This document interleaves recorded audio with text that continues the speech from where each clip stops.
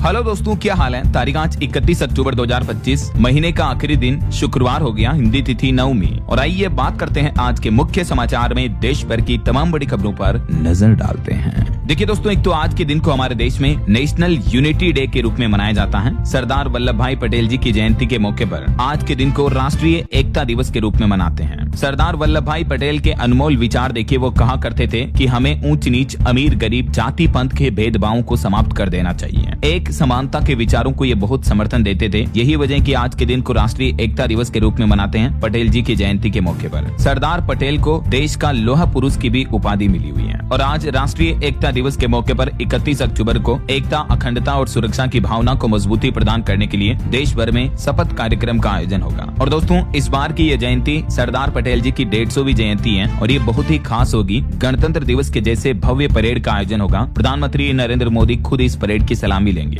गुजरात के एकता नगर में वल्लभ भाई पटेल की जयंती के मौके पर ये भव्य कार्यक्रम का आयोजन होगा। और प्रधानमंत्री नरेंद्र मोदी अभी एक दिन पहले गुजरात दौरे पर पहुंच चुके हैं। बीते दिन भी यहाँ गुजरात के केवड़िया में पीएम मोदी ने कई सारी इलेक्ट्रिक बसों को हरी झंडी दिखाई और स्टेच्यू ऑफ यूनिटी के परिसर में 1220 करोड़ रुपए के प्रोजेक्ट्स का उद्घाटन और शिलान्यास भी करेंगे आज पीएम मोदी। पटेल जी की इस जयंती के मौके पर 2 दिन पीएम मोदी गुजरात दौरे पर हैं। अभी इस मौके पर पीएम ने सरदार पटेल के नाम स्मारक सिक्का और डाक टिकट भी जारी किया। ये तस्वीरें आप देख सकते हैं। और जवानों ने स्टेच्यू ऑफ यूनिटी पर एकता परेड की रिहर्सल भी की। एक भारत श्रेष्ठ भारत का पर्व, एकता पर्व बहुत ही खास तरीके से इस बार मनाया जा रहा। वहीं दोस्तों, आज देश में कई जगहों पर वल्लभ भाई पटेल जी की जयंती के मौके पर स्कूलों में भी अवकाश रहेगा। उत्तर प्रदेश में लखनऊ समेत कई जगहों पर रन फॉर यूनिटी का भी आयोजन होगा। और आज पटेल जी की जयंती के साथ ही भारत की पूर्व प्रधानमंत्री इंदिरा गांधी की हत्या का दिन भी है। आज ही के दिन 31 अक्टूबर 1984 को पद पर रहते हुए धोखे से उनकी हत्या कर दी गई थी। और 31 अक्टूबर 1875 को सरदार वल्लभ भाई पटेल जी का जन्म हुआ था। पीएम ने उनकी याद में कुछ सालों पहले स्टेच्यू ऑफ यूनिटी का उद्घाटन किया था गुजरात में 182 मीटर उनकी ऊंची प्रतिमा का 2018 में, है ना। बाकी और भी भारतीय और वैश्विक इतिहास से जुड़ी आज 31 अक्टूबर की कुछ महत्वपूर्ण घटनाएं आप देख सकते हैं स्क्रीन पर। ओके, और चलिए आगे बढ़ते हैं अपन खबरों में। देखिए खबर, जस्टिस सूर्यकांत होंगे देश के अगले सीजेआई यानी चीफ जस्टिस ऑफ इंडिया बनने जा रहे हैं। 24 नवंबर को अगले महीने ये अपना पदभार ग्रहण करेंगे। केंद्र सरकार ने जस्टिस सूर्यकांत को 53वें सीजेआई के रूप में नियुक्त किया है। 14 महीने तक ये अपने पद पर रहेंगे। और वहीं देखिए, सुप्रीम कोर्ट के जज का कहना है कि पटाखे फोड़ना या लाउड स्पीकर बजाना किसी भी धर्म में नहीं लिखा है। सुप्रीम कोर्ट के पूर्व जज बोले कि दुर्भाग्य है कि कोई भी नेता या धर्म गुरु प्रदूषण रोकने की अपील नहीं करता है इन मुद्दों को लेकर, क्योंकि पटाखों की वजह से पर्यावरण को जो नुकसान पहुंचता है, इसको लेकर सुप्रीम कोर्ट के रिटायर्ड जज जस्टिस अभय एस ओक का ये कहना है। चलिए बड़ी खबर देखिए, आरएसएस ड्रेस पहनने वाले सरकारी कर्मचारियों के सस्पेंशन पर रोक लगाने का आदेश जारी हुआ। कर्नाटक राज्य में अभी ये मामला बहुत ही गंभीर तुल पकड़ा हुआ, आपको पता होगा। तो कर्नाटक के मुख्यमंत्री की शाखा पर भी प्रतिबंध लगा और फिलहाल हाईकोर्ट का स्टे लग चुका है इस पूरे मामले को लेकर, जो कर्नाटक सरकार ने आदेश जारी किए थे। चलिए बड़ी खबर देखिए, चक्रवात तूफान मोंथा ने कई राज्यों में कहर बरपाया। 2 लोगों की मौत हो गई, किसानों की लाखों एकड़ फसलें भी तबाह हो गई। जी हाँ, इस मोंथा तूफान के चलते कई राज्यों में भारी बारिश देखने को मिल रही है। आंध्र प्रदेश में ये 2 लोगों की मौतें हुई और 1.5 लाख एकड़ से भी ज्यादा किसानों की फसलें तबाह हो गई। अभी भी वैसे बंगाल, उड़ीसा समेत कई राज्यों में भारी बारिश का अलर्ट है। हालांकि अब तो मोंथा चक्रवात थोड़ा कमजोर पड़ चुका है, लेकिन नेपाल तक इसका असर दिख रहा है। यूपी, बिहार में भी भारी बारिश हुई। मध्य प्रदेश, राजस्थान समेत कई राज्यों में तेज हवाओं के साथ तापमान गिरा और बारिश का सिलसिला अभी भी जारी है। तूफान की वजह से एक और व्यक्ति की जान चली गई। अब आंध्र प्रदेश में कुल 3 लोगों की मौतें हो चुकी हैं। आगे मैं आपको बताऊंगा और भी पूरे मौसम समाचार विस्तार से। फिलहाल देखिए अगली खबर, सोने की कीमतों और मांग पर एक खबर आ रही है कि ऊंची कीमतों के कारण इस साल 2025 की तीसरी तिमाही में भारत में सोने की मांग 16% तक घटी है। हालांकि गोल्ड में निवेश को लेकर तेजी देखने को मिल रही है। WGC यानी वर्ल्ड गोल्ड काउंसिल की तरफ से ये रिपोर्ट जारी की गई। भारत में जुलाई, अगस्त, सितंबर वाली तिमाही में सोने की मांग का मूल्य 2.03 लाख करोड़ रुपए पहुंचा और डिमांड कुछ कम देखने को मिली है।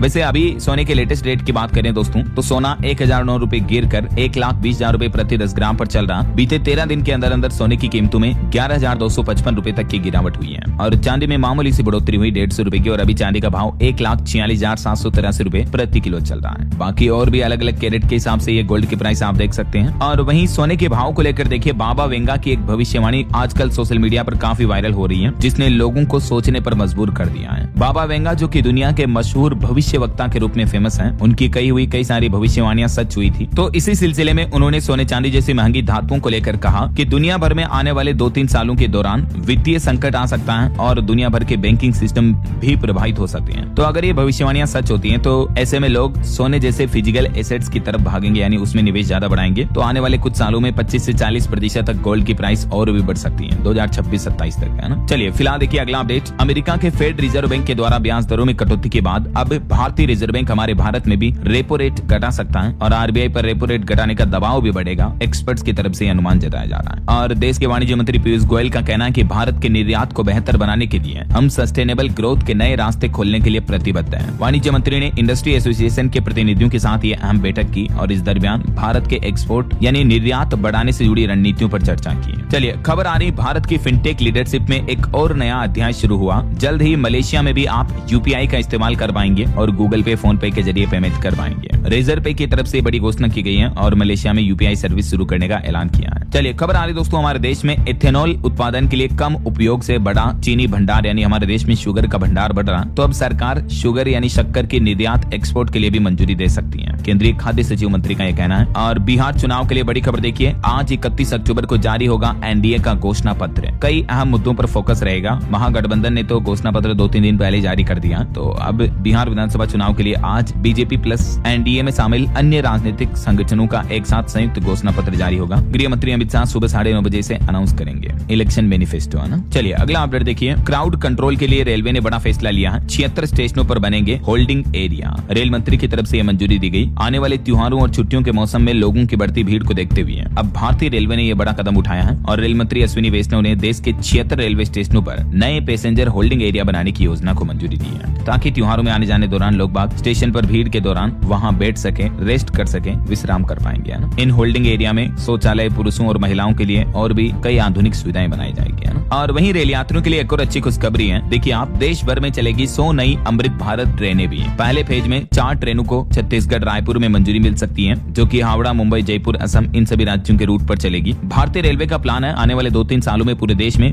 200 वंदे भारत ट्रेनें, 100 अमृत भारत ट्रेनें और 50 नमो भारत रैपिड रेल चलाने की योजना तैयारी की जा रही है इंडियन रेलवे की तरफ से। और इस मेगा प्रोजेक्ट में अब रायपुर रेल मंडल भी शामिल होने जा रहा। तो ये सरकार और इंडियन रेलवे का बहुत ही अच्छा प्लान है। अब हमारे देश के छोटे शहरों से भी वंदे भारत ट्रेनें दौड़ेगी, जिससे रेल यात्रियों को आसानी से रेलवे की सुविधाएं मिल पाएगी, है ना। चलिए अगला अपडेट देखिए, सीबीडीटी ने बढ़ाई आईटीआर और ऑडिट रिपोर्ट की डेडलाइन। जी हाँ, टैक्स पेयर्स और कारोबारियों के लिए अच्छी खबर है। सीबीडीटी की तरफ से इसकी अंतिम तारीख को बढ़ा दिया है और अब ये रिपोर्ट्स वगैरह 10 नवंबर 2025 तक जमा कराई जा सकेगी, है ना। ये देख सकते हैं आप, टैक्स डिपार्टमेंट की तरफ से इस बारे में ट्वीट भी किया गया। चलिए अगली खबर देखिए, मुंबई के स्टूडियो में 17 बच्चों को बंधक बनाने वाले रोहित आर्या की मौत हो गई। पुलिस की तरफ से जवाबी कार्रवाई में गोली लगी, एनकाउंटर कर दिया गया। अभी एक दिन पहले का ये मामला, मुंबई के पवई इलाके के राज स्टूडियो में 17 बच्चों समेत 19 लोगों को बंधक बना लिया गया। होस्टेज के रूप में उन्हें किडनैप कर लिया, तो इनको किडनैप करने वाला एनकाउंटर में मारा गया। आरोपी का नाम रोहित आर्या है। गोली लगने के बाद इलाज के दौरान इसकी मौत हो गई। बताया जा रहा है कि स्टूडियो में बच्चों को ऑडिशन देने के बहाने बुलाया गया था, हालांकि सभी बच्चे सुरक्षित बचा लिए गए। चलिए बड़ी खबर देखिए, पुलिस का कहना है कि दिल्ली दंगे देश में सत्ता परिवर्तन की एक साजिश थी, हिंसा फैलाने की कोशिश हुई। सुप्रीम कोर्ट में दिल्ली पुलिस ने 177 पन्नों का एक नया हलफनामा दाखिल किया है। मामला है फरवरी 2020 का, जब सीएए के खिलाफ आपको पता होगा राजधानी दिल्ली में कई विरोध प्रदर्शन देखने को मिले थे। तो उस मामले को लेकर दिल्ली पुलिस की तरफ से ये रिपोर्ट पेश की गई सुप्रीम कोर्ट में। और वहीं देखिए दोस्तों, अगली एक चौंकाने वाली खबर, उत्तराखंड के नैनीताल में चूहों की आबादी इतनी बड़ी हुई है कि हर हफ्ता एक व्यक्ति को काट रहा चूहा। घरों से लेकर अस्पताल तक चूहे इतने ज्यादा फैले हुए हैं। विशेषज्ञ बोले कि इतने ज्यादा चूहे लैंडस्लाइड की वजह भी बन सकते हैं, क्योंकि चूहे तो जमीन को खोद खोद करके खोखला बना देते हैं, तो इस वजह से लैंडस्लाइड होने की संभावनाएं बढ़ जाती हैं। उत्तराखंड के नैनीताल शहर में चूहों की बढ़ती आबादी अब खतरा बनती जा रही है। जिलों के लिए फेमस इस मशहूर शहर में बीते कुछ महीनों में 42 लोग चूहों के काटने की वजह से बीमार भी हुए हैं। देखिए जरा, चलिए खबर देखिए, अयोध्या में अभी 10 लाख श्रद्धालु कर रहे हैं 14 कोसी परिक्रमा। बारिश से रास्ते में कीचड़ फैला हुआ, पॉलीथीन और छाता लेकर नंगे पांव चल रहे श्रद्धालु। ये दर्शन कर लीजिए आप भी 14 कोसी परिक्रमा के श्रद्धालुओं की, भक्तों की। 10 लाख श्रद्धालु सरयू स्नान करने के बाद ये परिक्रमा शुरू की है। और वहीं देखिए बड़ी खबर दोस्तों, एक लड़की का मामला है। उस लड़की के अबॉर्शन केस पर तो सुनवाई चल रही थी, तभी नाबालिग की डिलीवरी हो गई, उसे बच्चा हो गया। 15 साल की रेप केस पीड़िता का ये मामला है। तो इस मामले पर सुनवाई करते हुए अब गुजरात हाईकोर्ट ने कहा कि राज्य सरकार 6 महीने तक इस लड़की का और उस बच्चे का खर्च उठाए। ये सुनवाई 35 सप्ताह की गर्भावस्था को समाप्त करने की अनुमति से जुड़ी याचिका पर हो रही थी। तभी बीते दिन बच्ची को जन्म दिया इस लड़की ने। चलिए स्टूडेंट के लिए बड़ा अपडेट आ रहा, सीबीएसई ने 10वीं 12वीं दोनों ही बोर्ड परीक्षाओं की डेट शीट जारी कर दी है। दोनों एग्जाम 17 फरवरी से शुरू होंगे। 10वीं का पहला पेपर मैथ्स का होगा। इस बार कुल 42 लाख से भी ज्यादा बच्चे शामिल होंगे। तो आप सीबीएसई के ऑफिशियल पोर्टल के जरिए ये टाइम टेबल डाउनलोड कर सकते हैं। और वहीं सीबीएसई का एक और नया प्लान देखिए, मोटू पतलू जैसे कार्टून सिखाएंगे अब बच्चों को इनकम टैक्स से जुड़े गुर। स्कूली बच्चों में जागरूकता बढ़ाने के मकसद से सीबीएसई बोर्ड ने 8 कॉमिक बुक्स भी पब्लिश की हैं, जिनके जरिए बच्चे खेल खेल में कार्टून की मदद से टैक्स और फाइनेंस से जुड़ी काफी एडवांस चीजें सीख पाएंगे।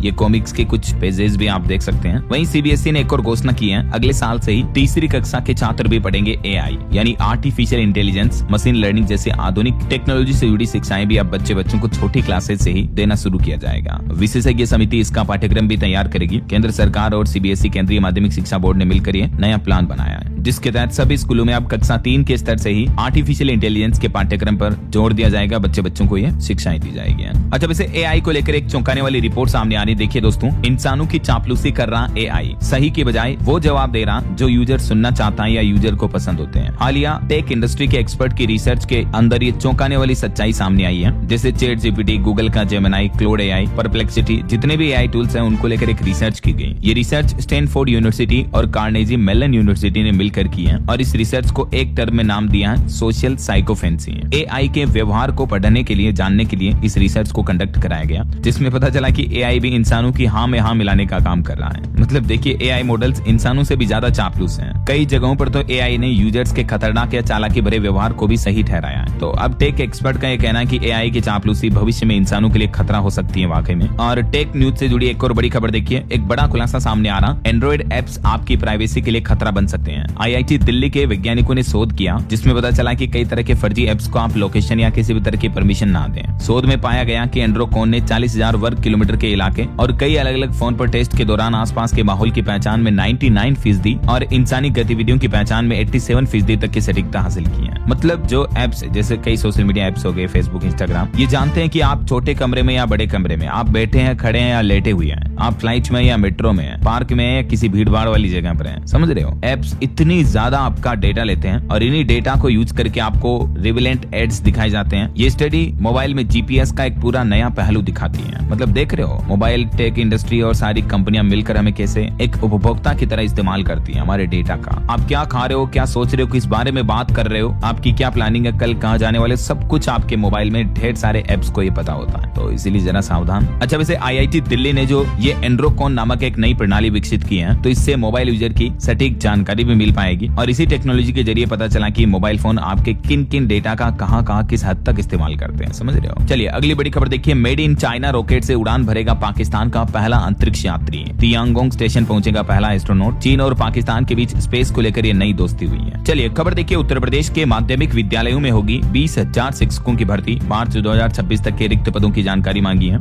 यूपी की योगी सरकार की तरफ से। और खबर है 31 अक्टूबर को आज जोहार छत्तीसगढ़ पार्टी की तरफ से रायपुर बंद का भी आह्वान किया गया। महतारी की प्रतिमा तोड़े जाने के मामले को लेकर ये कंट्रोवर्सी देखने को मिल रही है। और खबर है हरियाणा के पेंशन धारकों के लिए जरूरी अपडेट, 3 नवंबर से जमा कराना होगा जीवन प्रमाण पत्र। हरियाणा सरकार की तरफ से सभी पेंशन धारकों को ये निर्देश जारी किया गया है। चलिए खबर देखिए, उत्तर प्रदेश के लखनऊ में यूपीएवीपी का शानदार ऑफर। फ्लैट खरीदने पर इन लोगों को मिलेगी 15% तक की छूट। वैसे यह नया नियम पूरे राज्य में लागू होने जा रहा, लेकिन लखनऊ में आवास विकास परिषद की तरफ से ये स्पेशल ऑफर निकाला गया है और ये योजना 21 जनवरी 2026 तक लागू रहेगी, जिसके तहत 90 दिनों में भुगतान अगर आप करते हो तो आपको 10% छूट मिलेगी और 50% भुगतान पर कब्जा मिल जाएगा। बाकी की राशि आप किस्तों में चुका सकते हैं और ब्याज पर भी अतिरिक्त छूट दी जाएगी, है ना। चलिए अगला अपडेट देखिए, माता वैष्णो देवी जाने वाले भक्तों के लिए, यात्रियों के लिए बड़ी खबर आ रही है। 1 नवंबर से शुरू होगी कई सारी एक्सप्रेस ट्रेनें भी हैं। इस रूट पर ये ट्रेनें शुरू की जाएगी, जिससे माता के भक्तों को सहूलियत मिलेगी, है ना। चलिए अगला अपडेट देखिए, अगर आप भी रिलायंस जियो का इस्तेमाल करते हैं तो जियो यूजर्स के लिए 35,000 रुपए का एआई सब्सक्रिप्शन अब बिल्कुल फ्री मिलेगा। 18 से 25 साल के यूजर्स गूगल के जेमिनी प्रो का इस्तेमाल बिल्कुल फ्री में कर पाएंगे। दरअसल रिलायंस जियो कंपनी और गूगल के बीच एक साझेदारी हुई है, जिसके तहत जियो यूजर्स को ये एक्सेस बिल्कुल फ्री मिलेगा। 18 महीने तक गूगल के प्रीमियम एआई का एक्सेस आप फ्री ले पाएंगे। जी हाँ, एआई रिवॉल्यूशन के बीच हमारे देश में मुकेश अंबानी की तरफ से जियो यूजर्स को ये बड़ा तोहफा दिया है। खास करके जो 18 से 25 साल तक के युवा लोग हैं, उनके लिए ये बहुत ही अच्छी पहल है। मुकेश अंबानी का कहना है कि इस पहल का लक्ष्य है भारत के 1.5 अरब लोगों तक एआई सर्विस पहुंचाना है। तो जियो यूजर्स को अगले 18 महीने यानी लगभग 1.5 साल तक 35,000 रुपए तक की कीमत के गूगल जेमिनी के प्रीमियम एआई टूल्स का सब्सक्रिप्शन बिल्कुल फ्री मिलेगा, जिसमें आप जेमिनी के साथ साथ गूगल के नैनो बनाना, Vivo 3 मॉडल्स का एक्सेस भी ले पाएंगे। अच्छा, ये एक्सेस कैसे मिलेगा आपको? तो आप माई जियो ऐप में जाकर के भी देख सकते हैं इस बारे में, और Jio.com पोर्टल पर भी आपको इस रिचार्ज प्लान ऑफर के बारे में डिटेल मिल जाएगी। ठीक है ना, सिंपली आपको जियो की वेबसाइट पर जाना और इस क्लेम नाउ बटन पर क्लिक करना, आपका जियो नंबर दर्ज करना, फिर OTP वगैरह आएगा और उसके बाद आप ये एक्सेस ले पाएंगे। आगे आपको स्टेप बाय स्टेप सारी चीज पता चल जाएगी।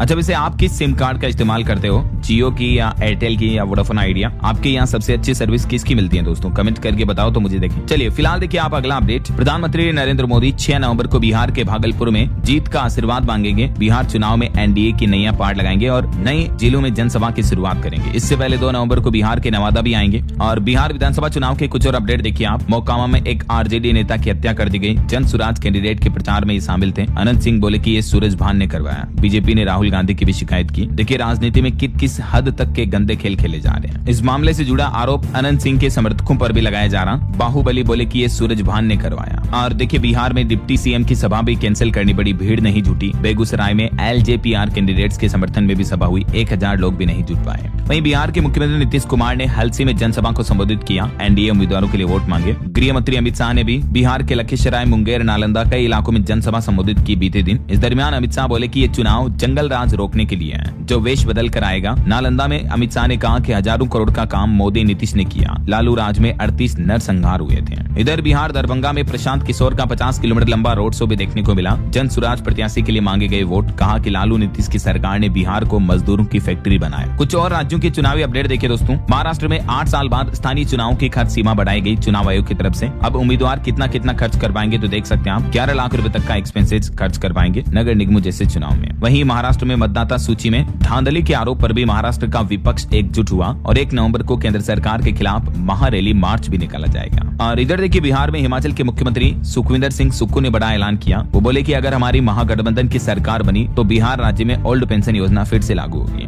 पटना में हिमाचल के सीएम सुक्खू बोले कि बिहार में प्रति व्यक्ति आय अभी 87,000 है, जबकि हमारे हिमाचल में 2.5 लाख रुपए हैं। इधर पश्चिम बंगाल में देखिए पारदर्शिता बढ़ाने के लिए चुनाव आयोग की तरफ से नया हेल्पलाइन नंबर शुरू किया गया। हर शिकायत का समाधान 48 घंटे में किया जाएगा। 1950 हेल्पलाइन सर्विस पश्चिम बंगाल में भी जारी हो चुकी है। इसके अलावा ये एक और टोल फ्री नंबर भी जारी किया है। इस पर भी आप इस टाइमिंग में शिकायत दर्ज करा सकते हैं। तो वहीं पश्चिम बंगाल के मुख्यमंत्री ममता बनर्जी का कहना है कि फूट डालो राज करो की राजनीति न करें। टीएमसी ने दावा किया कि एसआईआर के डर से ये 2 घटनाएं देखने को मिली। अभिषेक ने अमित शाह और सीईसी को जिम्मेदार ठहराया। इधर जम्मू कश्मीर विधानसभा में भी बीते दिन बड़ा हंगामा देखने को मिला। एनसी और बीजेपी के विधायक भिड़ गए। बाढ़ पर चर्चा करना चाहते थे, लेकिन अध्यक्ष ने परमिशन नहीं दी, तो विरोध करने पर विधायकों को मार्शलों ने बाहर निकाला। वहीं देखिए उत्तराखंड के मुख्यमंत्री पुष्कर सिंह धामी ने विपक्ष पर बदला अपना टोन। धामी बोले कि जितना विरोध करोगे उतनी तेजी से काम करेंगे। हम राष्ट्र विरोधियों और हक छीनने वालों के लिए कठोर हैं। और उत्तर प्रदेश में देखिए एक घटना देखी गई। ब्रिजभूषण सिंह का हेलीकॉप्टर 100 फीट ऊपर हवा में डगमगाने लगा। वो तो गनीमत रही कि ये क्रैश नहीं हुआ। पायलट ने सूझबूझ से खेत में ही हेलीकॉप्टर की इमरजेंसी लैंडिंग करवा दी और बोले कि हम सब सेफ हैं, वरना कोई बड़ी दुर्घटना हो सकती थी, है ना। ओके, और चलिए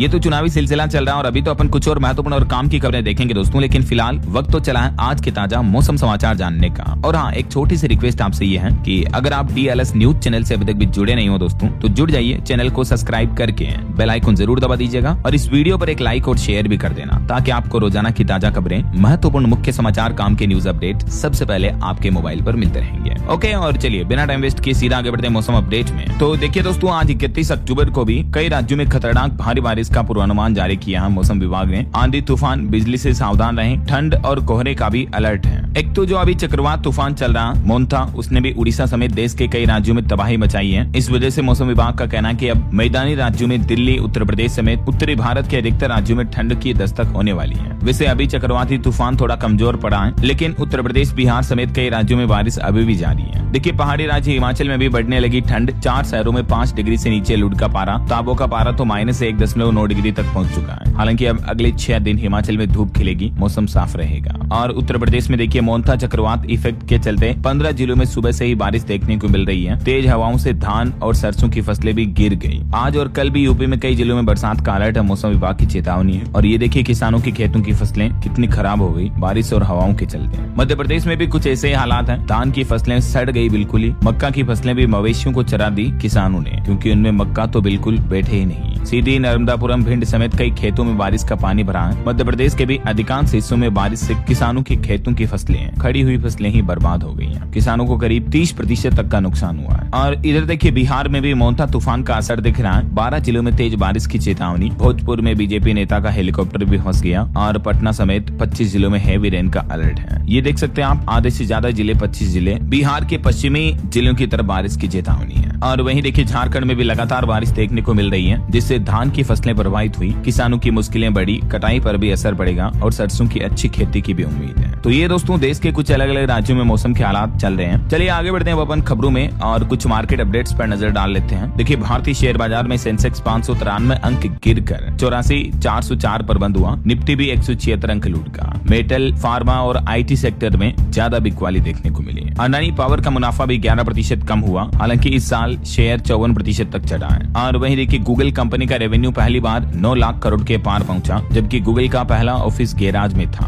राम श्रीराम शुरुआती निवेशक थे गूगल के। आज गूगल $3 ट्रिलियन की कंपनी बन चुकी है। गूगल ने पहली बार हासिल किया $100 अरब का तिमाही रेवेन्यू। तो सुंदर पिचाई ने इसे माइलस्टोन क्वार्टर बताया और इस मौके पर पिचाई बोले कि अभी तो ये सिर्फ शुरुआत है। और वही खबर है कि भारतीय कंपनी HMEL ने रूसी तेल का आयात रोका। इसमें हिंदुस्तान पेट्रोलियम की 49% तक हिस्सेदारी है। अंतर्राष्ट्रीय प्रतिबंधों का असर देखने को मिल रहा है। स्विगी कंपनी का दूसरी तिमाही में नुकसान बढ़ा, लेकिन रेवेन्यू 54% से ज्यादा उछाल में रहा। यही वजह है कि इसी साल भी स्विगी के शेयर में तकरीबन 23% तक की गिरावट देखने को मिली है और स्विगी का घाटा भी 74% तक बढ़ चुका है ना। और एक रिपोर्ट सामने आ रही कि अनिल अंबानी की कंपनियों से यस बैंक को 2700 करोड़ का नुकसान हुआ। अनमोल अंबानी की भूमिका की भी जांच जारी है। CBI की तरफ से बड़ा खुलासा किया गया है। ओके, और चलिए दोस्तों मार्केट अपडेट्स के बाद आगे बढ़ते हैं खबरों में। कुछ इंटरनेशनल खबरें देखिए आप। पाकिस्तान के खैबर पख्तूनख्वा में विस्फोट हुआ, 6 सैनिकों की मौत हो गई। तलाशी अभियान अभी भी जारी है। और बांग्लादेश की प्रधानमंत्री शेख हसीना ने भारत में रहते हुए एक बड़ा बयान दिया, ऐलान किया। बोले कि जल्द ही मैं देश लौटूंगी। दिल्ली से उन्होंने ये बड़ा ऐलान किया। उसके बाद बांग्लादेश में सियासी भूचाल आ गया। और वहीं देखिए अमेरिकी राष्ट्रपति डोनाल्ड ट्रंप ने परमाणु हथियारों की टेस्टिंग का आदेश दिया। 33 साल पहले 2300 फीट नीचे आखिरी परीक्षण किया था, तब चट्टाने भी पिघल गई थी और अमेरिका एक बार फिर से न्यूक्लियर टेस्टिंग करने जा रहा है। खबर है तहव्वुर राणा के मामले में भारत ने अमेरिका से भी नई जानकारी मांगी है। इजराइल के समर्थन में बोलने पर एक पाकिस्तानी पत्रकार की भी जान ले ली गई। वहीं अमेरिका ने रातों रात वर्क परमिट नियमों में भी बदलाव किया है। H1B वीजा वालों पर सबसे ज्यादा असर पड़ेगा। अमेरिका के होमलैंड सिक्योरिटी विभाग की तरफ से ये निर्देश जारी किया है, जिसमें H1B वीजा से लेकर ये कुछ नई गाइडलाइंस और नए नियम का आदेश जारी किया। देख सकते हैं आप अपडेट। वहीं देखिए रूस से तेल खरीदने के बावजूद चीन पर 10% टैरिफ घटा दिया अमेरिका ने। ट्रंप और चाइनीज राष्ट्रपति शी जिनपिंग की बैठक हुई, जिसमें दोनों देशों के बीच दुर्लभ खनिजों को लेकर भी एक समझौता हुआ है। डोनाल्ड ट्रंप और शी जिनपिंग दक्षिण अफ्रीका के बुसान में मिले बीते दिन और इस दौरान दोनों नेताओं ने कई अहम मुद्दों पर चर्चा की है। ट्रंप ने कहा कि अमेरिका और चीन के बीच सभी विवाद निपटा लिए गए हैं। सवाल ये कि क्या चाइना के आगे झुक गया अमेरिका, क्योंकि चीन अपनी जरूरत का 20% तेल रूस से आयात करता है। अमेरिका ने चीन पर 57% टैरिफ लगाया था, अब इसे घटाकर 47% कर दिया है, 10% माइनस कर दिया है। इतना ही नहीं, चीन अमेरिका के बीच एक एयरपोर्ट को लेकर ट्रेड डील भी हो गई। बदले में सोयाबीन खरीदने के लिए भी राजी हुए शी जिनपिंग। ये देख सकते हैं आप, बीते दिन हुई ट्रंप जिनपिंग के बीच बैठक की 6 बड़ी बातें। और खबर देखिए पाकिस्तानी आतंकी मसूद अजहर हर पाकिस्तानी जिले में महिला आतंकी सेंटर खोलेगा। यहाँ 15 दिन का टेररिज्म कोर्स होगा। कहा कि इसमें शामिल महिलाओं को जन्नत मिलेगी। देखिए जरा पाकिस्तान की, इससे अच्छा तो यूनिवर्सिटी हॉस्पिटल खोलो तो लोगों को सुविधाएं मिलेगी। चलिए खबर आ रही है साइप्रस विदेश मंत्री कोम्बोस की हमारे भारतीय विदेश मंत्री डॉक्टर एस जयशंकर से मुलाकात हुई। दोनों देशों के बीच कई अहम मुद्दों को लेकर चर्चा हुई। FTA पर भी पुरजोर समर्थन दिया उन्होंने। अभी साइप्रस के विदेश मंत्री 3 दिवसीय भारत दौरे पर आए हुए हैं। नई दिल्ली में दोनों नेताओं ने मुलाकात की। वहीं खबर है अमेरिकी राष्ट्रपति डोनाल्ड ट्रंप को दक्षिण कोरिया ने भी सर्वोच्च नागरिक सम्मान दिया और स्वर्ण मुकुट भी प्रदान किया। और देखिए एक रिपोर्ट सामने आ रही कि यूएस टैरिफ की वजह से हमारे भारत के MSME सेक्टर में भी काफी इम्पैक्ट देखने को मिला है। अब सरकार इस सेक्टर की मदद के लिए कुछ ठोस कदम उठाएगी और नई स्कीम भी लॉन्च करेगी। ट्रंप की वजह से लगाए गए टैरिफ के कारण भारत के एक्सपोर्ट में ही नहीं बल्कि टेक्सटाइल, अपैरल, कारपेट समेत कई सेक्टर से जुड़े MSME पर भी भारी गहरा असर देखने को मिला। MSME का ट्रेड व्यापार काफी कम हुआ है। हालांकि भारत अमेरिका के बीच एक राहत भरा समझौता हुआ है। अमेरिकी सरकार ने भारत को ईरान के चाबहार बंदरगाह पर प्रतिबंध से 6 महीने के लिए रियायत दे दी है। विदेश मंत्रालय के प्रवक्ता रणधीर जायसवाल की तरफ से इस बात की जानकारी दी गई, यानी चाबहार पोर्ट पर अब भारत को 6 महीने तक कोई बैन नहीं रखा जाएगा। ट्रंप ने 6 महीने की मोहलत दी। ये बंदरगाह भारत को अफगानिस्तान से जोड़ता है, तो इसके जरिए भारत का एक्सपोर्ट ट्रेड अफगानिस्तान तक हो सकेगा, है ना। ये मानचित्र में आप देख सकते हैं एग्जैक्टली लोकेशन, ये चाबहार पोर्ट है कहां पर। और एक बड़ी खबर ये आ रही कि यूएस ने फिर दिया झटका, प्रवासियों के वर्क परमिट को लेकर भी नियम बदल दिया है, जिससे भारतीयों पर असर होगा। अमेरिकी गृह सुरक्षा विभाग ने सभी प्रवासी श्रमिकों के रोजगार प्राधिकरण दस्तावेज EAD को स्वतः बढ़ाने से इनकार कर दिया है, जिससे हजारों विदेशी कर्मचारी और खास करके महिलाओं पर और भारतीयों पर इसका असर पड़ेगा। ये नए नियम 30 अक्टूबर के बाद यानी नवंबर से ही लागू होने जा रहे हैं। देख सकते हैं आप इन नियमों के बारे में डिटेल जानकारी भी। जो अमेरिका के पूर्व राष्ट्रपति थे ना, जो बाइडेन, उनके नियम को पलट दिया है ट्रंप ने। ओके, और चलिए दोस्तों, अंतर्राष्ट्रीय न्यूज के बाद अब कुछ खेल समाचार पर नजर डाल लेते हैं। भारत के लिए बड़े गर्व की बात है, उत्तराखंड के पिथौरागढ़ की बेटी एशियन बॉक्सिंग चैंपियनशिप की गोल्ड मेडलिस्ट बनी। चाइना को हराकर इन्होंने गोल्ड जीता और इनकी बड़ी बहन भी इंटरनेशनल लेवल पर कई मेडल जीत चुकी है। मेनी कांग्रेट्स, खुशी इनका नाम है। और वहीं भारत तीसरी बार विमेंस वर्ल्ड कप के फाइनल में भी पहुंच चुका है। सेमीफाइनल में 7 बार की चैंपियन ऑस्ट्रेलिया को हराया। जेमिमा ने 127 रन बनाए। भारतीय महिला क्रिकेट खिलाड़ियों को भी ढेर सारी बधाई। आखिर भारत की बेटियां शेरनियां किसी से कम है क्या। चलिए खेल जगत के बाद आगे बढ़ते हैं खबरों में। देखिए, सरकार का प्लान है, दुश्मन पर कहर बरपाएंगे ये नए ड्रोन। 1100 किलोमीटर तक कर सकेंगे वार। भविष्य में युद्ध में हासिल होगी महारत। दरअसल भारत अपनी खुद की एक नई शक्तिशाली स्वार्म ड्रोन प्रणाली विकसित करने जा रहा है, जिनकी ताकत 1100 किलोमीटर तक की होगी और भविष्य में इंडिया युद्ध में महारत हासिल करेगा इनके जरिए, है ना। और बॉलीवुड से खबर देखिए, फिल्म महाकाली की भूमि शेट्टी का पहला लुक आया सामने। सोशल मीडिया पर एक्ट्रेस ने काफी तारीफ भी की। वहीं खबर है बहराइच में, जहां नाव पलटी थी, बताया जा रहा कि वहां 1200 मगरमच्छ हैं, तो नदी में नहीं उतर पा रहे थे गोताखोर। स्टीमर और नाव के जरिए ऑपरेशन चल रहा है। उत्तर प्रदेश के बहराइच में जो नाव हादसा हुआ था उसको 24 घंटे हो चुके हैं, लेकिन अभी भी 8 लोग लापता बताए जा रहे हैं। मोबाइल फोन लॉन्चिंग पर खबर है, OnePlus 15 फ्लैगशिप स्मार्टफोन 13 नवंबर को लॉन्च होगा भारत में। देखते हैं इसकी प्राइस वगैरह कितने रखी जाती है। और वहीं खबर आ रही कि राजस्थान में आज रात से नहीं चलेगी 8000 स्लीपर बसें। 2 नवंबर से ही सभी प्राइवेट बसों का भी चक्का जाम देखने को मिलेगा। ट्रेवल एजेंसियों ने ऑनलाइन बुकिंग भी बंद कर दी है। दरअसल बात कुछ यूं है दोस्तों की ऑल इंडिया टूरिस्ट परमिट बस ऑनर एसोसिएशन के साथ 31 अक्टूबर से राजस्थान के प्रदेश भर में स्लीपर बसों का संचालन भी बंद रखने का ऐलान किया है बस यूनियन की तरफ से। बस ऑपरेटर्स की तरफ से कुछ सुझाव दिए गए और इनकी सरकार से ये कुछ मांगे भी हैं। इन्हीं को लेकर यह हड़ताल की जा रही, चक्का जाम किया जा रहा है ना। और खबर देखिए, 2047 तक विकसित भारत के लक्ष्य के लिए समुद्री शक्ति बनना जरूरी है, केंद्रीय मंत्री मंडविया का कहना है। इंडिया मेरीटाइम वीक को संबोधित करते हुए ये बोले। और एक और कंपनी में ले ऑफ पर खबर देखिए दोस्तों, स्पोर्ट्स वियर बनाने वाली जर्मन कंपनी प्यूमा ने भी छटने का ऐलान किया। 900 कर्मचारियों की नौकरी जाएगी AI की वजह से। हाल ही में इससे पहले कल मैंने आपको अमेजोन का मामला बताया था, 14,000 कर्मचारियों को फायर कर दिया और 30,000 कर्मचारी हटाए जाएंगे अमेजोन में। चलिए खबर आ रही दोस्तों, चैट एंड पे और बायोमेट्रिक ऑथेंटिकेशन से UPI को मिलेगी नई रफ्तार। वर्ल्ड लाइन की रिपोर्ट में दावा किया जा रहा है। वहीं बीमा सेक्टर को लेकर देश के सर्वोच्च न्यायालय सुप्रीम कोर्ट ने बड़ा फैसला सुनाया। कहा कि बीमा कंपनियों की मनमानी नहीं चलेगी, परमिट वैध नहीं होने पर भी देना होगा मुआवजा। एक केस की सुनवाई करते हुए सुप्रीम कोर्ट ने इंश्योरेंस बीमा को लेकर ये महत्वपूर्ण फैसला सुनाया। देख सकते हैं आप, 2014 का ये पूरा मामला था। इस पूरे केस की डिटेल भी आप स्क्रीन पर देख सकते हैं। और सुप्रीम कोर्ट ने अपने फैसले में कहा कि बीमा कंपनी बस ये दलील देकर कि बस ने परमिट का उल्लंघन किया था,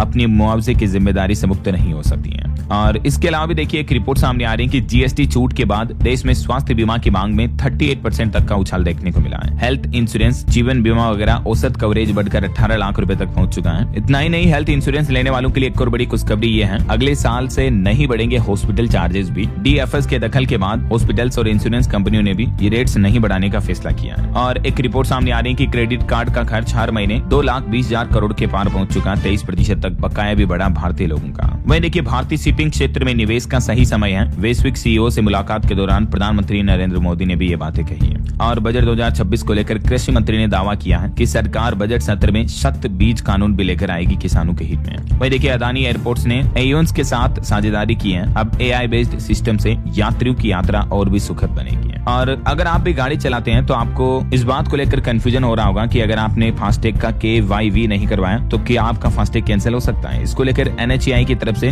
क्लेरिफिकेशन जारी किया गया। NHAI का कहना है कि आपका फास्टैग रिजेक्ट तो नहीं किया जाएगा, लेकिन क्योंकि आपके एक ही मोबाइल नंबर से जुड़े कई और वाहन भी KVY का इस्तेमाल कर सकते हैं, तो जैसे KYC कंप्लीट करनी होती है वैसे आप ये भी कंप्लीट कर लें और पुराने फास्टैग यूजर्स के लिए कोई सर्विस वगैरह रोकी नहीं जाएगी। ठीक है। और भी इसके बारे में अगर आप हेल्पलाइन लेना चाहते हो तो 1033 हेल्पलाइन नंबर भी सक्रिय है। चलिए खबर आ रही है, एयरपोर्ट पर यात्रियों को स्मार्ट असिस्टेंट से मनपसंद भाषा में जानकारी मिलेगी। देश के 8 एयरपोर्ट पर उपलब्ध होने जा रही नई सुविधा। वहीं देखिए, महाराष्ट्र के नागपुर हाईवे से हटे किसान मुंबई में मुख्यमंत्री देवेंद्र फडणवीस से आज मिलेंगे बुच्चू कुडू। आंदोलन अभी भी जारी रहेगा। खबर है, आत्मनिर्भरता बढ़ाने और आयात निर्भरता कम करने पर फोकस रहेगा, वाणिज्य मंत्री पीयूष गोयल ने अहम बैठक में कहा। और देखिए, उत्तर प्रदेश में रहने वाले बिहार के लोगों को 6 और 11 नवंबर को मिलेगा अवकाश। बिहार में आने वाले चुनाव के चलते सीएम योगी सरकार की तरफ से घोषणा की गई है। और दिसंबर तक शादियों का सीजन आने वाला है। केट ने अनुमान लगाया कि इस बार देश भर में 6.5 लाख करोड़ का व्यापार होगा। अकेले दिल्ली में ही लगभग 4.5 लाख से भी ज्यादा शादियां होगी, 4.25 लाख तक है ना। और देखिए दोस्तों, आईसीएमआर की एक रिपोर्ट सामने आ रही है। इस साल हर 9वां भारतीय किसी न किसी संक्रामक रोग से संक्रमित है। भारत में इन्फेक्शन डिजीज का खतरा बढ़ रहा है, संक्रमण बीमारियों का, है ना। चलिए खबर आ रही है, एक भारत श्रेष्ठ भारत के संकल्प के साथ आज भाजपा करेगी पद यात्रा और 31 अक्टूबर को रन फॉर यूनिटी की शुरुआत भी होने जा रही है, सरदार वल्लभ भाई पटेल जी की जयंती के मौके पर, है ना। वही देखिए, उत्तराखंड में राज्य स्थापना रजत जयंती समारोह के मौके पर पीएम मोदी के कार्यक्रम में बदलाव हुआ। अब प्रधानमंत्री 9 नवंबर को आएंगे उत्तराखंड देहरादून। और हिमाचल प्रदेश में ऊना में स्वाइन फ्लू से एक 21 वर्षीय युवती की मौत हो गई। स्वास्थ्य विभाग ने 7 परिजनों के सैंपल भी लिए। ये स्वाइन फ्लू के जुड़े बेसिक लक्षण क्या देख सकते हैं आप स्क्रीन पर, सावधान रहें दोस्तों। और वहीं देखिए, मध्य प्रदेश के छिंदवाड़ा में कफ सिरप की वजह से एक और मासूम बच्चे की मौत हो गई। परिजनों ने अब इस बार आयुर्वेदिक कफ सिरप को इसके पीछे की वजह बताया। और खबर आ रही, इलेक्ट्रिक व्हीकल और डिफेंस सेक्टर को अब ताकत मिलेगी। रेयर अर्थ इंपोर्ट करना आसान हुआ। सरकार ने हाल ही में कुछ डील वगैरह भी किए, इसको लेकर देख सकते हैं आप। और चाइना अमेरिका के बीच भी विवाद सुलझ गया है, तो इसके चलते दुनिया भर के देशों में इसकी किल्लत थोड़ी कम देखने को मिलेगी। वहीं खबर है, पीले मटर के इंपोर्ट पर भी सरकार सख्त हुई। 30% तक का टैक्स लगाया गया है। वित्त मंत्रालय की तरफ से नोटिफिकेशन जारी किया गया।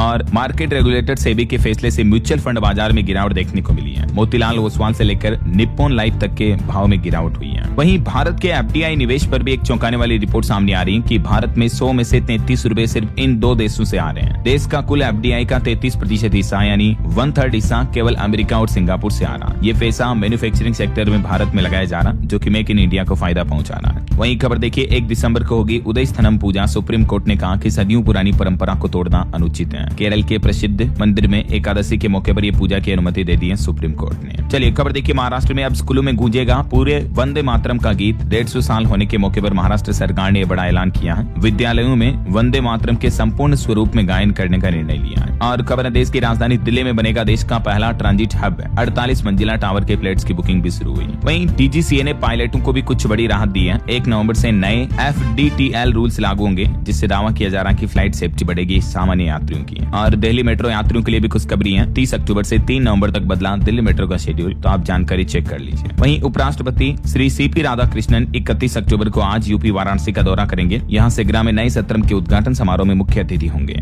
और वित्त मंत्री निर्मला सीतारमण भी अभी 2 नवंबर तक भूटान की आधिकारिक यात्रा पर गई हुई है। और वहीं देखिए, अब पैक्स चलाएगा पेट्रोल पंप व जन औषधि केंद्र भी, और भी कई जिम्मेदारियां मिलेगी। झारखंड सरकार ने पैक्स को अनुमति दे दी है। हरियाणा के पहले रोप वे प्रोजेक्ट का काम शुरू हो चुका है। पहाड़ी पर गुफाएं और जड़ी बूटियां बनेगी पर्यटन का केंद्र। नायब सिंह सैनी सरकार ने ये मंजूरी दी है। वहीं देखिए, जम्मू कश्मीर में पिछले 10 साल में नहीं खुला एक भी नया आंगनबाड़ी केंद्र। अदालत में फंसे हैं कई केस। अब केंद्र सरकार से बात करेगी जम्मू की उमर अब्दुल्ला सरकार। और वहीं देखिए, मध्य प्रदेश में अधिकारियों के ट्रांसफर पर लगी रोक। 7 फरवरी तक चलेगी SIR की प्रक्रिया। नई दिल्ली रेलवे स्टेशन पर भी 31 अक्टूबर से आज से कई सारे बदलाव लागू होने जा रहे हैं। अब पुराने प्लेटफॉर्म से ही मिलेगी ट्रेनें। वहीं खबर है, भारत और श्रीलंका ने कृषि पर संयुक्त कार्य समूह की पहली बैठक आयोजित की। भारतीय टेलीकॉम कंपनी BSNL ने भी इस साल की पहली छमाही में 11,134 करोड़ रुपए का राजस्व अर्जित किया। देश में अब तक 10,000 FPO भी स्थापित हो चुके हैं, कृषि मंत्री का ये कहना है। और 56वें भारतीय अंतर्राष्ट्रीय फिल्म महोत्सव का आयोजन अगले महीने 20 से 28 नवंबर तक गोवा के पणजी में होगा। पाकिस्तान में महंगाई पर एक रिपोर्ट सामने आ रही कि 1 किलो टमाटर का भाव 600, अदरक 750, लहसुन 400 रुपए किलो बिकने लगे हैं। इतनी महंगाई में खरीदने को मजबूर है पाकिस्तानी लोग। वहीं टेक सेक्टर से खबर देखिए, एनवीडिया ने उबर के साथ एक साझेदारी की है। 2027 तक 1 लाख रोबो टैक्सी लाने की तैयारी है। हेनोई में 72 देशों ने ऐतिहासिक संयुक्त राष्ट्र साइबर अपराध सम्मेलन पर भी हस्ताक्षर किए। चलिए यूपी से जुड़े कुछ अपडेट देखिए दोस्तों। उत्तर प्रदेश में नई शीरा नीति जारी हुई। देशी शराब निर्माताओं के लिए 18% आरक्षित रहेगी। और वहीं देखिए, यूपी में युवाओं को मुख्यमंत्री ग्रामोद्योग रोजगार योजना से भी मिलेगा स्वरोजगार। योगी सरकार ने इस योजना के लिए आवेदन भी आमंत्रित किए हैं। और खबर है, CM योगी ने देव दिवाली की तैयारियों को लेकर भी समीक्षा की है। वहीं यूपी में अग्निशमन के कानूनों के उल्लंघन को उद्यमियों पर लगेगा 1 लाख का अर्थदंड। मानदंड सुरक्षा मानकों का पालन करना अनिवार्य होगा। और उत्तर प्रदेश में आयुष्मान कार्डों की संख्या बढ़ाने के भी निर्देश दिए गए। चलिए कुछ और स्टेट न्यूज अपडेट देख लेते हैं फटाफट से। देखिए राजस्थान में आज 31 अक्टूबर को सभी सरकारी स्कूलों में मेगा पेरेंट टीचर मीटिंग होने जा रही है। और एक बड़ी साइबर फ्रॉड की घटना देखिए दोस्तों, शादी के कार्ड से व्हाट्सएप हैक कर रहे हैं आजकल साइबर ठग। आप भी अपने फोन पे यूपीआई वगैरह का पिन बदल लें। मोबाइल फोन पर आपको शादी के कार्ड के नाम पर एपीआई एप्स भेजे जा रहे हैं। एपीके फाइल होती है मतलब। तो साइबर एक्सपर्ट का कहना है कि इस तरह की एपीके फाइल को डाउनलोड करके फोन में कतई इंस्टॉल ना करें, ठीक है। और भी ठगी के कई तरीके लगा सकते हैं। आजकल आए दिन साइबर क्राइम काफी बढ़ रहे हैं, तो सावधान रहें। चलिए खबर देखिए, मध्य प्रदेश की स्थापना दिवस पर शुरू होगी एमपी में पर्यटन हेलीकॉप्टर सेवा भी। सीएम मोहन यादव उसका शुभारंभ करेंगे। वहीं मध्य प्रदेश में शिक्षकों की ई अटेंडेंस मामले पर हाईकोर्ट में सुनवाई हुई। अब 7 नवंबर को अगली सुनवाई होगी। 15 तारीख को जबलपुर में होगा बिरसा मुंडा उत्सव। पीएम मोदी इसे वर्चुअली संबोधित करेंगे। और देखिए मध्य प्रदेश में विधायकों के वेतन भत्ते बढ़ाने पर भी फैसला अगले 1 महीने में लिया जाएगा। एमपी भोपाल एम्स में अब आपको 24/7 एडवांस स्ट्रोक ट्रीटमेंट भी मिलेगा। वहीं मध्य प्रदेश में आंगनबाड़ी केंद्र पर भी अब बच्चों को पढ़ाई करवाई जाएगी। छत्तीसगढ़ में घर बैठे बनेगा जीवन प्रमाण पत्र। सरकार ने पेंशनर्स को ये राहत दी है। और छत्तीसगढ़ में पीएम मोदी के दौरे से पहले 51 और नक्सलियों ने भी सरेंडर किया। पंजाब चंडीगढ़ में बिजली महंगी हुई। प्रति यूनिट 5 से 10 पैसे तक बढ़ाए गए। नई दरें आज 1 नवंबर से लागू होने जा रही है। और पंजाब में 31 अक्टूबर से फिर से थम सकती हैं बसें भी। निजीकरण के खिलाफ पन और बस ठेका कर्मचारियों ने सरकार को आंदोलन की चेतावनी दी है। कुछ बड़ा प्रशासनिक फेरबदल भी देखने को मिला पंजाब में, देख सकते हैं आप। वहीं देखिए पंजाब में 24 घंटों में पराली जलाने के 283 मामले सामने आए। चलिए कुछ एजुकेशनल अपडेट्स देखिए। सरकारी नौकरी पर खबर आ रही है। आरआरबी में 2569 पदों पर वैकेंसी निकली है। 31 अक्टूबर से इसमें आज से आवेदन शुरू होने जा रहे हैं और इसकी लास्ट डेट रहेगी 30 नवंबर, ठीक है। इसके अलावा आईसीएआई सीए सितंबर सेशन के रिजल्ट्स की तारीखों का ऐलान हो चुका है। 3 नवंबर को रिजल्ट घोषित किया जाएगा। और आईबीपीएस एसओ मुख्य परीक्षा के एडमिशन कार्ड जारी हुए। वहीं देखिए सैनिक स्कूल प्रवेश परीक्षा के लिए 9 नवंबर तक पंजीकरण का मौका है। आवेदन की अंतिम तिथि आगे बढ़ाई गई। ओके दोस्तों, और अंत में आज के राशिफल पर नजर डाल लेते हैं। तो देखिए मेष राशि वालों के लोगों को रुका पैसा मिलने के योग है। और मकर राशि वालों को भी महत्वपूर्ण जिम्मेदारी मिल सकती है। और भी कुछ अलग अलग राशियों का राशिफल आप देख सकते हैं स्क्रीन पर। और हाँ दोस्तों, आप मुझे कमेंट करके बताइए कि देश की वित्त मंत्री निर्मला सीतारमण अभी किस देश में विदेश दौरे पर गई है, कमेंट करके बताइए। और साथ ही इस वीडियो को लाइक और शेयर करना। डीएलएस न्यूज चैनल को सब्सक्राइब करके बेल आइकन जरूर दबा देना। रोजाना ऐसी इन्फॉर्मेटिव जानकारियां, महत्वपूर्ण समाचार देखते रहने के लिए। ओके, ख्याल रखिएगा अपने आपका, अपने परिवार का। हम मिलेंगे अगले नेक्स्ट अपडेट में। तब तक के लिए जय हिंद, जय भारत, वंदे मातरम।